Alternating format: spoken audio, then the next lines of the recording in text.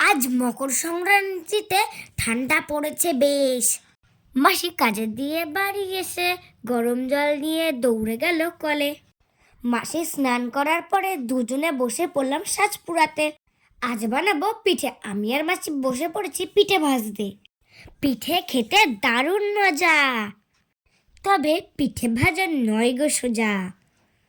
তবে সাজ যদি যায় একবার ফেটে, পিঠে হবে নাকো মোটে।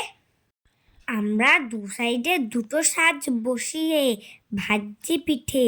একটা সাজ মাসি কিনে এনেছে, আর একটা সাজ দিদুন মাটি দিয়ে বানিয়ে নিয়েছে।